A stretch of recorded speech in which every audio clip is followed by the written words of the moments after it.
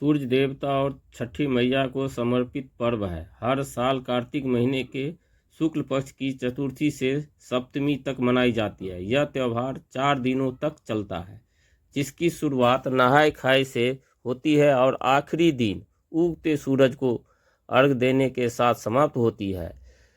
छठ पूजा के तीसरे दिन यानी कार्तिक माह के शुक्ल पक्ष की षष्ठी तिथि को डूबते हुए सूरज को अर्घ देते हैं। डूबते हुए सूरज को अर्घ देने की परंपरा से जीवन का परम सत्य भी जुड़ा हुआ है, जिसे कलयुग में हर किसी को जानना बहुत जरूरी है। इससे पहले जान लेते हैं कि उगते हुए सूरज को अर्घ क्यों देते हैं। छठ पूजा पर उगते हुए सूरज को अर्घ देने का महत्व क्या है।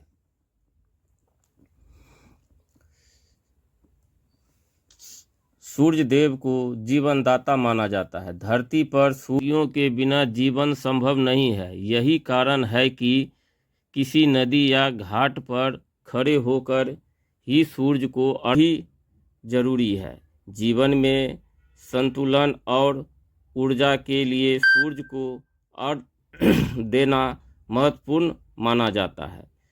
डूबते सूर्य को अर्घ देने का अर्थ है जीवन के उतार चढ़ाव को समझना। जैसे सूर्य हर किसी दिन डूबता है और फिर उगता है, वैसे ही जीवन में भी सुख दुख आते जाते रहते हैं। इसके साथ ही अगर इसे जीवन के एक अन्य पहलू से जोड़कर देखा जाए तो सूर्य को अर्घ देना इस बात का प्रतीक है कि हर अंत एक नई शुरुआत लेकर आता है। परमात्मा को नमन करने का प्रतीक है डूबते हुए सूरज को अर्घ देना। डूबते हुए सूरज को जीवन काल की जमा पूंजी यानी अनुभव से जोड़कर देखा जाता है।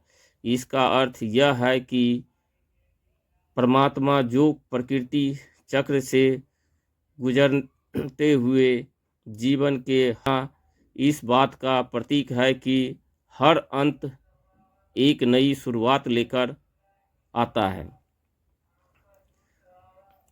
परमात्मा को नमन करने का प्रतीक है डूबते हुए सूरज को अर्घ देना। डूबते हुए सूरज को जीवन काल की जमा पूंजी यानी अनुभव से जोड़कर देखा जाता है।